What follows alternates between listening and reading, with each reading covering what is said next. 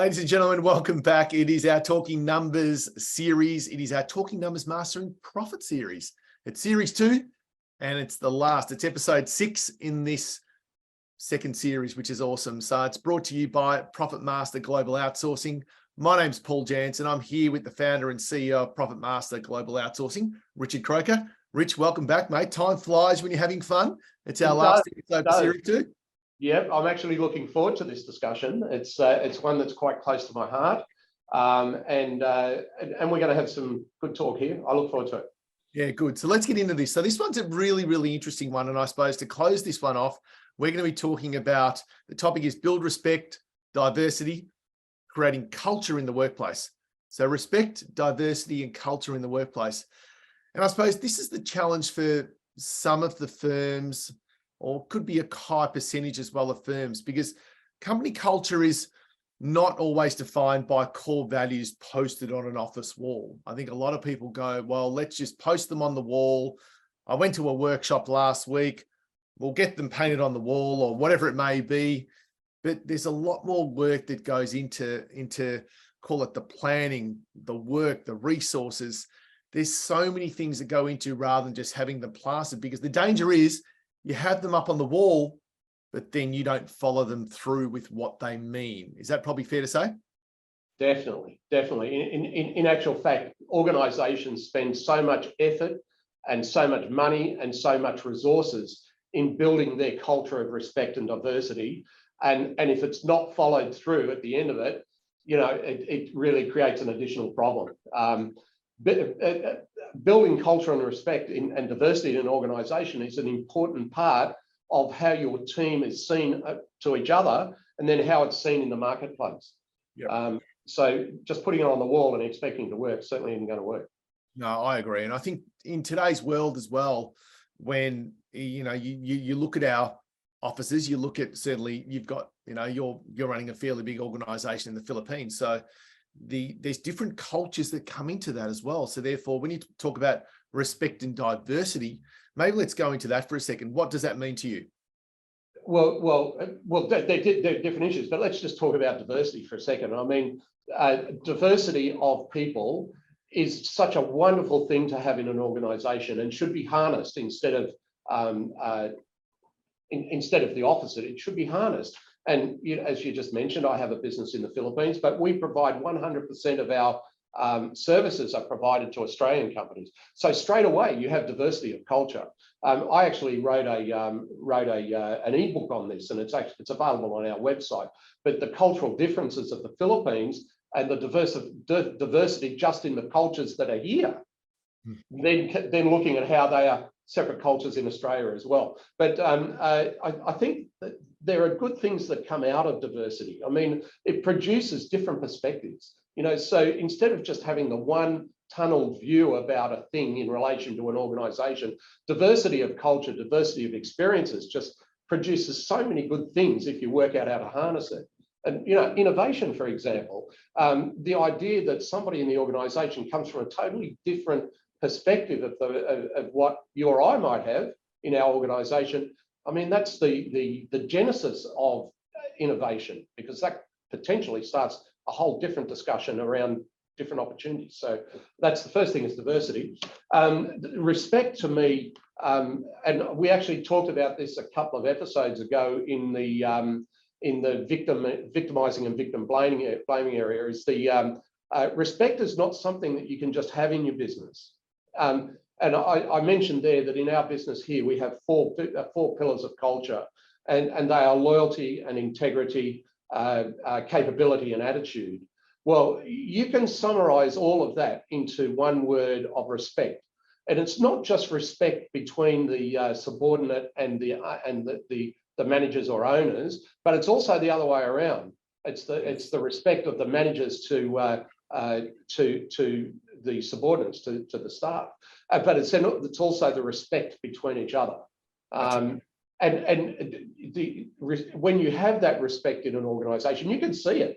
You can see it. You know, I'm here in my office in the Philippines right now, and I look out into the office and I see people who are communicating with each other. They're collaborating with each other. You know, they're getting on with each other. They go out to the cafeteria and they're talking together. They're communicating. They're talking about things that they do in the office, talking about things that they do after work. And that is harnessed by the respect that they have between each other. Yep. And that's why sometimes it's not a bad thing sometimes to, I know there's a lot of accounting firms. Again, I've gone in and presented to firms, or I've run their planning days. I think one of the key things when we've done it in the past, let's talk about what respect means. Let's talk about, you know, again, a lot of people demand it, but then don't show it. So it's a very interesting mix when that happens. And you can sometimes see that when, I don't know, it could be just as simple as everyone picks up their phone. So someone's speaking and someone picks up their phone and starts playing with their phone. Well, that is a lack of respect. Yeah. You know, so I've always believed the old, don't do unto others that you don't want done to yourself. So pretty simple. And I think that's, again, one of the key things in when you get into employees that probably see respect probably more important than maybe appreciation, communication, inspiring vision. Respect is a massive one to make sure that that's a part of the learning and the growth, the development of the business. Is that fair? Well, just take, for example, communication you mentioned there. Communication is the demonstration of respect.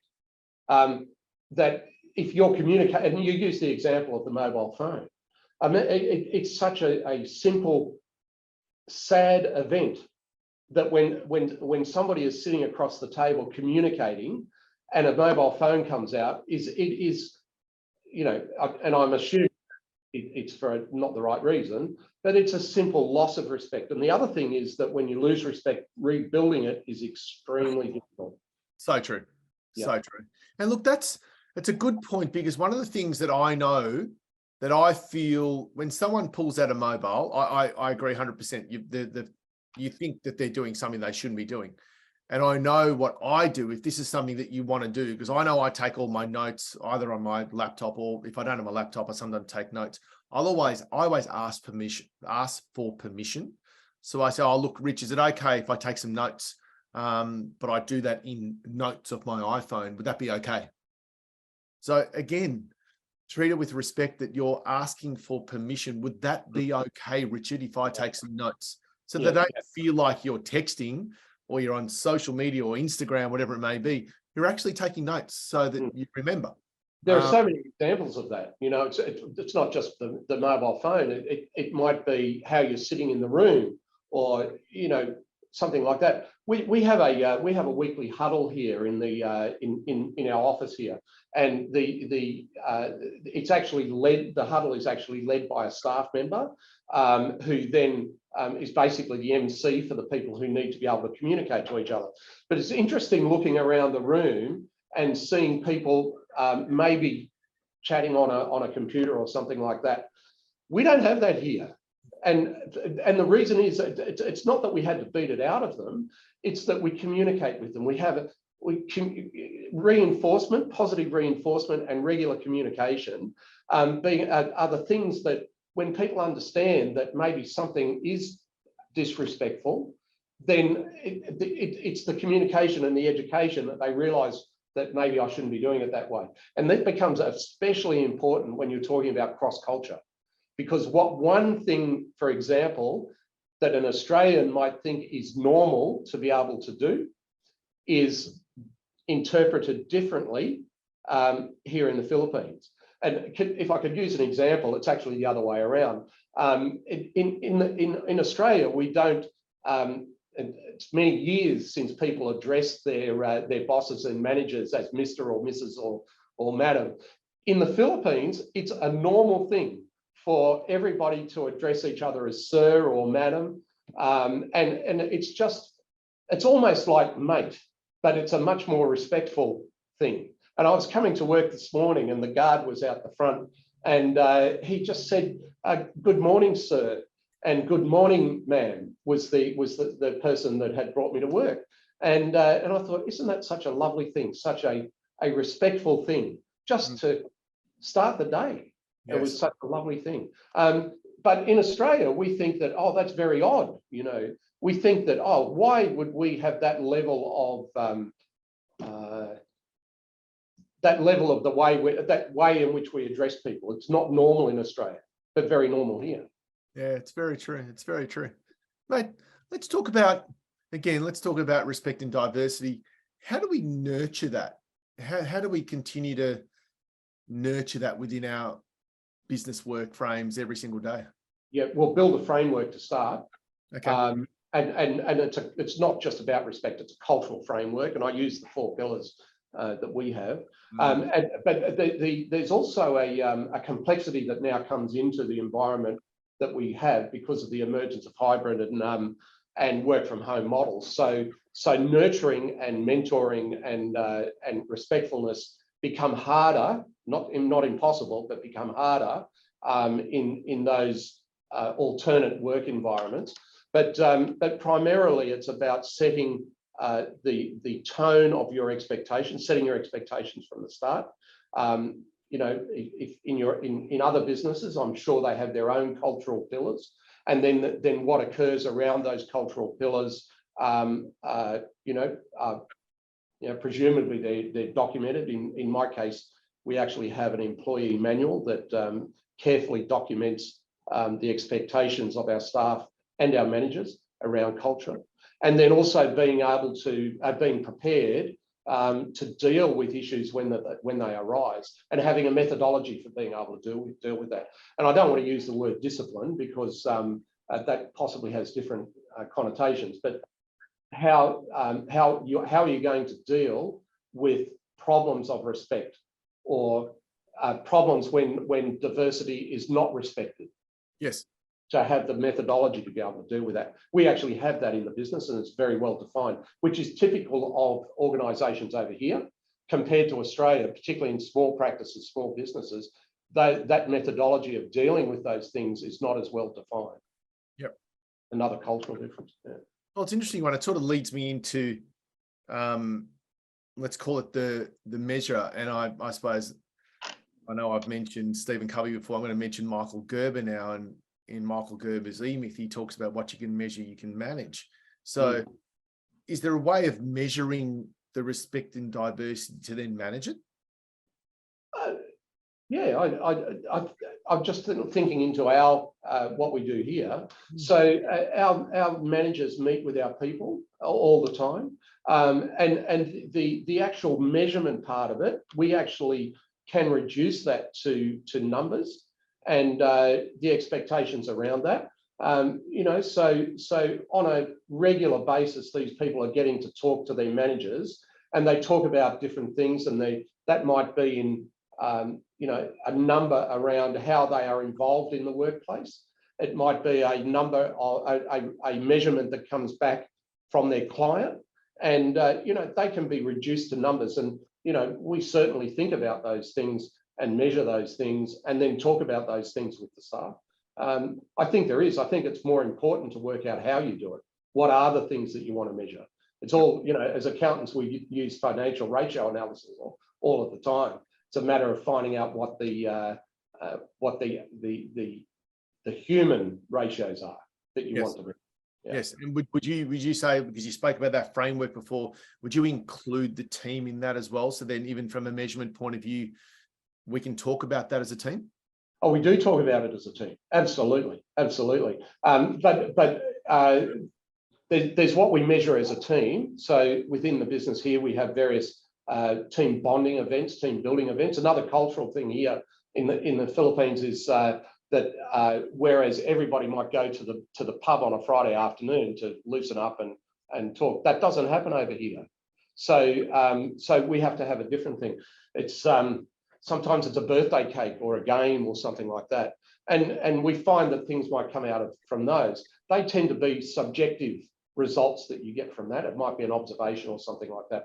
But the one-on-one is where you can really start to get for us, we start to think about, putting numbers around experiences and issues and things like that.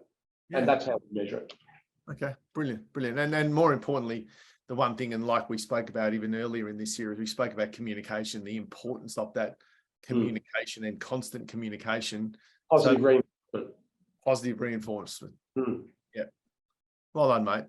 Well, there you go, Rich. Outstanding. I think, again, the ability to tap into your mind, the way you've run businesses, the way you've, I think we mentioned in a couple of episodes before, created, sold probably 4 or 5 different businesses, and again, now running Profitmaster Global Outsourcing, the ability to tap into that and then share this with firms, professional services firms, to what you can start thinking about doing. If you haven't got it, if you're already doing a lot of things we're doing, well, maybe it's just an opportunity to get out your little screwdriver and tweak it to add more to it so you can get different results. But to everyone listening, we hope you've enjoyed this series 2 of Talking Numbers, Mastering Profit. It's been brilliant. It's been my pleasure to actually talk to you, Rich. I know, we do this quite a bit. So it was the ability to say, well, how do we actually put this into a video and share this with everybody online? So well, it's actually been a very enjoyable experience as well, Paul. Thank you very much for the opportunity to do it. It's been great, mate. So from a Profitmaster Global Outsourcing perspective, how can people find you before we look to wrap up? Well, we're certainly on the internet. We're on LinkedIn and through our socials and everything like that. We're not very hard to find. If anybody wants to, it's easy enough to find my mobile telephone number. I travel quite regularly between the Philippines and Australia. As you know, I travel quite regularly around Australia as well. Yes. I am not a person who just meets people over the internet. I like shaking hands and getting to know my clients and getting to know our people. And, I look forward to meeting people whenever I have the opportunity. Yeah, well said. Well said. Well, thanks for listening to our Talking Numbers, Mastering Profit series. It's the second in our series. Again, series 1 and the rest of series 2 is all on our YouTube channel or on Spotify or Apple Podcasts, wherever you may listen to your favorite podcasts. So this is our video series, which brings a different little aspect to it as well, because you can see us, not just hear us. So again, to all of you that have joined us, thank you very much. It's fantastic. Look out for series 3. We're in the planning stages of putting together our series 3 of Talking Numbers, Mastering Profit. So until we see you next, thanks for joining us. Thanks, Rich. All the best, Paul. Join us at Profitmaster. Passionate people, passionate careers.